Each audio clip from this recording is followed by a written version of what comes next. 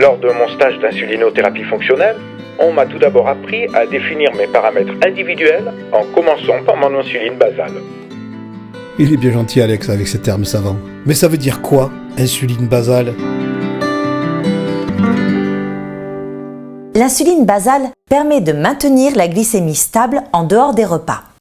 Il s'agit de l'insuline lente ou du débit de base d'une pompe à insuline. Et il est bien sûr indispensable qu'elle soit parfaitement dosée. Nous allons ensuite définir un ratio qui correspond au nombre de glucides qui vont être couverts par une unité d'insuline pour chaque repas. Il y a un ratio pour le petit déjeuner, un autre pour le déjeuner et encore un autre pour le dîner. Par exemple, le ratio du petit déjeuner équivaut à 1 unité pour 10 g de glucides. Celui du repas de midi est à 1 unité pour 6 g de glucides. Et le dîner est à 1 unité pour 5 g de glucides. Chaque patient se voit enfin attribuer un facteur de correction, ce qui lui permettra de réaliser une correction d'insuline rapide en cas d'hyperglycémie avant un repas. Il s'agit d'un facteur de sensibilité à l'insuline qui va aider le patient à déterminer combien il lui faut s'en administrer afin de ramener son taux de glycémie élevé dans une fourchette normale.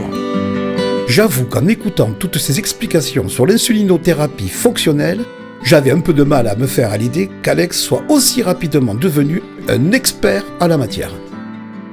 Il est maintenant capable de déterminer la teneur en glucides des aliments, l'estimation de leur poids, la complexité de certains d'entre eux, sans oublier bien sûr comment additionner tout cela pour obtenir la quantité totale de glucides du repas et la quantité de la dose d'insuline à injecter. Connaissant bien Alex, cela fait trop de calculs pour lui. Il doit forcément y avoir un truc qu'il m'a caché. Eh bien non, mon cher Max, il n'y a pas de truc. Disons plutôt que votre ami Alex vit tout simplement avec son temps. Car une fois assimilés les grands principes de l'insulinothérapie fonctionnelle, il a aussi pu découvrir et expérimenter lors de son stage plusieurs outils numériques pour l'aider. Pour les patients traités par pompe à insuline, il y a l'assistant Bolus qui, une fois paramétré avec leurs données individuelles, permettra de réaliser le calcul des doses. Pour ceux qui sont traités par multi-injection, il existe des applications qui leur serviront de calculateur de doses. Et il y a enfin d'autres applications qui vous aident à calculer le contenu en glucides des repas avec des bases de données alimentaires visuelles, ainsi que des informations nutritionnelles sur les produits industriels.